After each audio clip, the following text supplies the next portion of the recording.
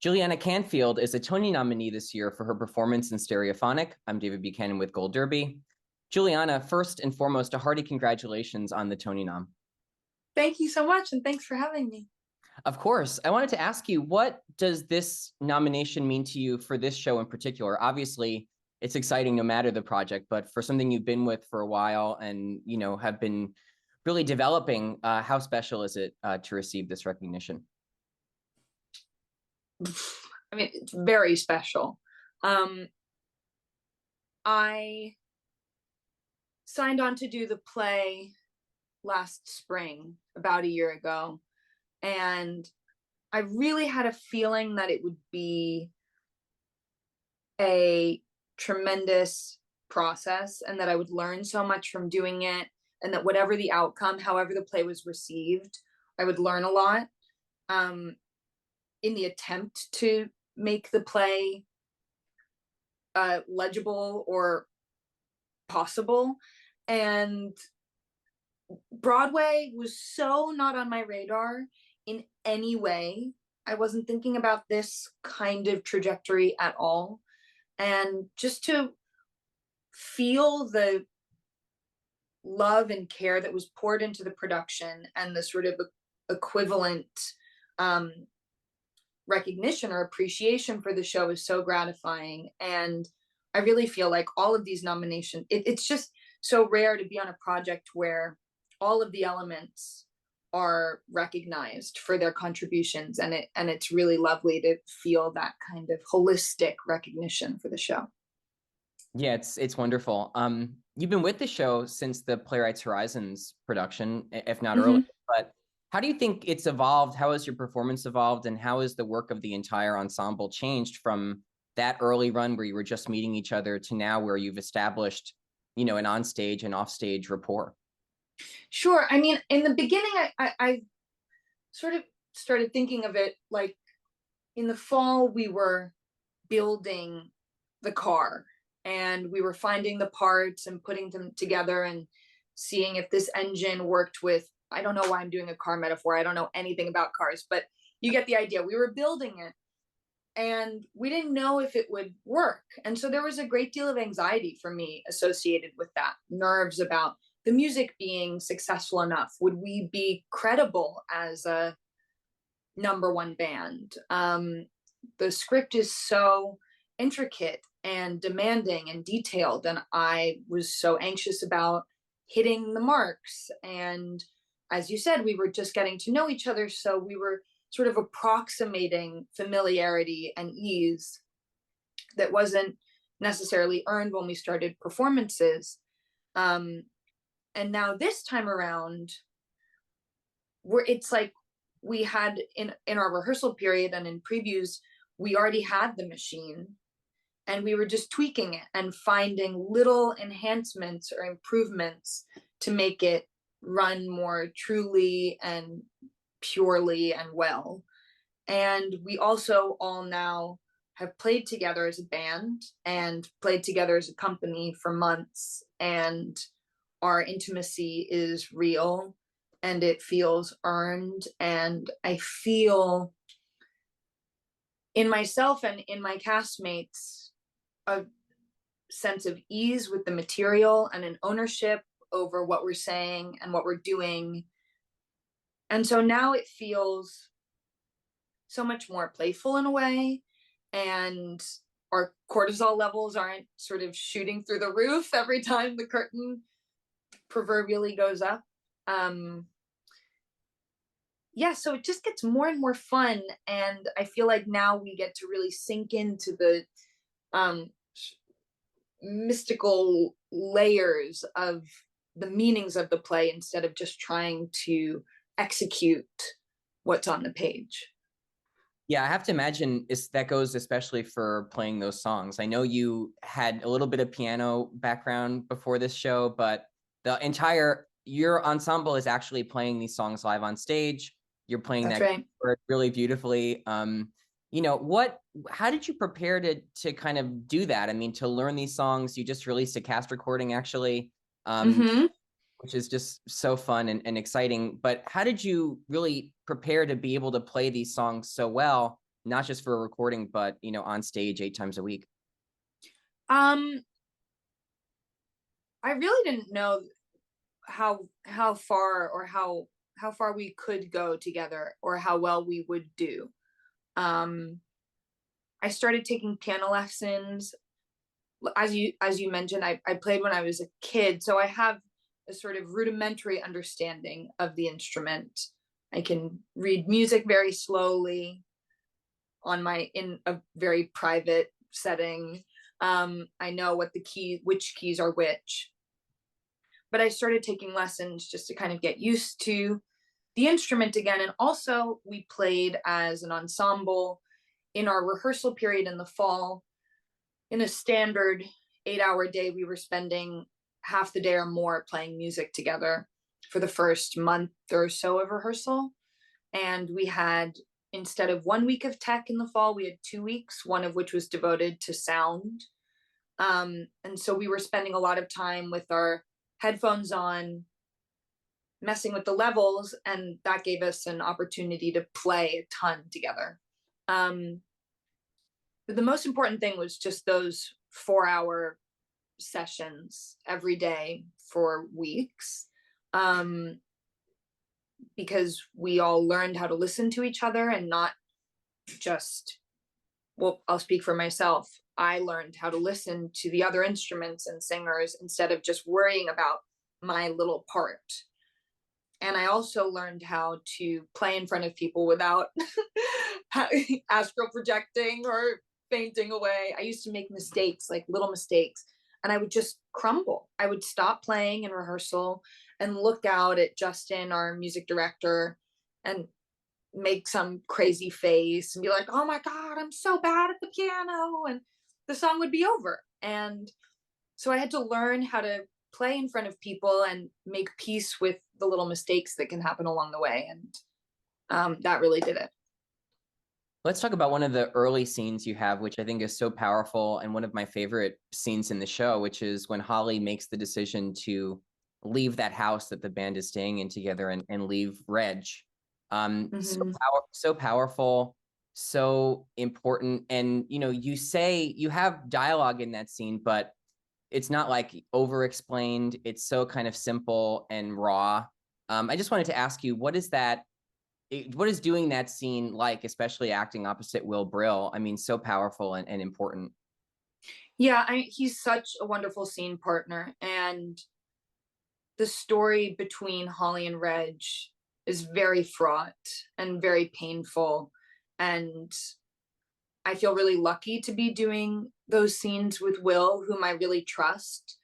I feel like we both can unleash on each other, vocally, emotionally, but it never feels sort of twisted or loaded with offstage nastiness. I just trust him so implicitly. But I love that scene. And I do feel that there's a major contrast between his explosion and Holly's kind of imploded, minimal, very lid on response. And I think Daniel, our director, really helped me in building this character. A refrain that kept coming up in our rehearsal period was, he would tell me to keep my powder dry. He said, keep it dry, keep it dry. And I as a person cry at the drop of a hat when I'm sad, when I'm happy, when I see a beautiful flower, when I see a baby, when I'm angry, I'm like burst into tears, wham, wham, wham, like I'm a 2-year-old. And I don't have a great poker face. I'm a pretty wild gesticulator.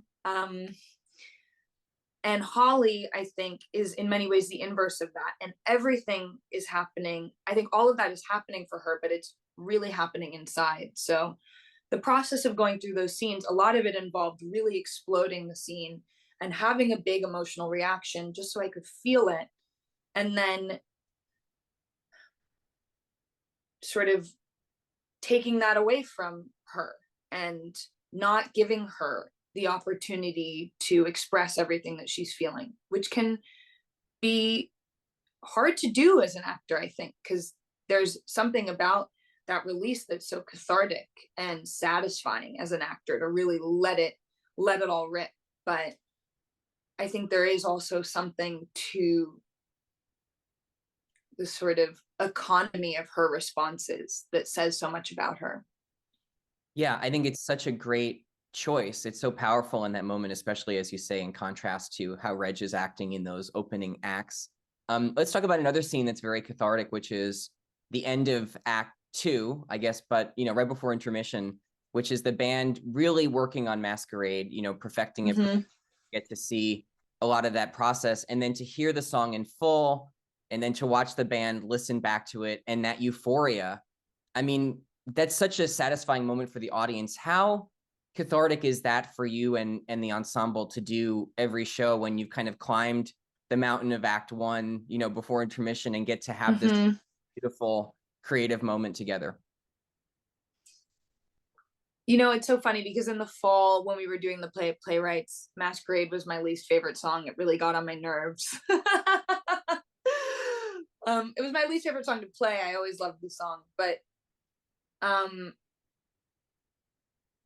it is this moment. I think over time, I've really grown to love the music that we get to play. And when we were rehearsing, we would play the full songs of everything. We weren't just learning the snippets that you see in the play. And that's part of why we were able to make a record, is because we don't just know the one verse and chorus that you hear in the show. And so it is lovely to have that one opportunity to go the whole way down the runway. And I love that moment in the play. Oops. Sorry, my mom was calling me. But I love that moment in the play because it's like, well, it's not the calm before the storm, but there's such an innocence, this jovial innocence to their victory in getting through a take and feeling proud of their work. And then, we all know what's about to happen, but I do love that moment, especially of coming out into the control room and hearing a little bit of it. And because so often when we're playing the music, we can't hear the audience's response to it. But in that one little moment at the end, I feel like we get to be with the audience while we're hearing the music. And it's a lovely communion for us, I think. Yeah, it's an absolutely lovely moment. Let's talk about some of that, downward trajectory of the characters. There's a great scene with you and Diana and Peter, played by Sarah and Tom, at the top of Act 4, I think, when the three of you are maybe doing some background vocal, and Diana and Peter are really kind of sniping at each other. It's fun. It's a really humorous scene, and you're kind of the middleman in that trio. What is it like to have that moment of humor? So much of the show is very serious. There's obviously moments of joy, but this is really, I think, a moment where even though there's some bitterness between the characters, it's just fun and kind of, funny. What is it like to play, have that kind of humor, a little release before the end of the show? Yeah. I love doing that scene, and I love where it comes in the play, because just before I have a scene where where you see me breaking up with Reg again, and I have a scene with Grover, and that's probably the scene that's hardest for me to do in the play. So getting to leave that scene and kind of rinse it off with that trio feels really nutritious or sort of rejuvenating as an actor. But I will say that I know that scene is funny, but again, that blessed glass, which gives us a level of remove from the audience. And I know that they are laughing and I know that it's funny, but also that scene is such a misery for Holly. I think about that scene because those are background vocals for Drive, which is Holly's song. Yeah. And so it's super frustrating to be at the recording studio that late at night. And it's super frustrating that my bandmates can't put their personal baggage outside of the studio so that we can finish my song. And there is something, I mean, the two of them are really going at it. And there were points in rehearsal where I certainly was breaking because it's so funny, but also they're screaming in my ear, spitting all over my face. It's kind of gross and so juvenile. And as time has gone on, the humor of the scene has kind of gone by the wayside, and I feel like that's for the audience. And the terror of the scene has sunk in more and more, which I think paradoxically makes it funnier for people in the house. But yeah, I love that scene. It's so much fun. In the fall, Sarah and I broke a couple times, but not anymore. Now I'm just like, Diana, if you don't get your shit together, excuse my language, our friendship's gonna end. Yeah, let's pick up on that point you're making now, which is the end of the show. So kind of a two-part question before I let you go, which is the end of the show is really sad for Holly and Diana. Holly's very kind of devastated by Diana's reveal that, you know, she's going to make a solo album and what that means for the future. So I wanted to ask you about what that scene means to you and how you're playing it. And then also I've asked some of your castmates about what you think happens to the band after the house lights come up. And they all have such interesting takes on where they think their characters and the band is going to go after the end of the play. So just those two, kind of topics before I let you go. Yeah. I think Holly gets the short end of the stick in this play. I think by the end, I think the heartbreak of her relationship ending with Reg is pretty monumental, but I think even worse than it is the breach or the betrayal that she feels from Diana. And in the play, there's so much Sturm und Drang and angst and name calling. And I think Holly and Diana take refuge in their love and friendship. It's like no drama, it's peaceful. They're not competitive with each other. I think they're really supportive of each other and encourage each other to speak up for themselves and stand up to the boys. And I love that in the play. It's like this peaceful oasis in these like horrible wasteland with these disgusting men, as Diana calls them. And I think, but I think the idea that it can't always be the two of them doing things in a studio without the world of competition and ambition knocking on their doors. I think that moment at the end is like the reality check of this friendship can't always be its purest iteration. And I think their friendship will survive, but I do think that there is a sense that people are starting to leave the party and the party can't last forever. And I think that idea didn't really occur to Holly, or she was naive about the idea of the party ending. And then it really took her by surprise. And in terms of what I think happens next, I think that they make this album. I think it's a huge hit.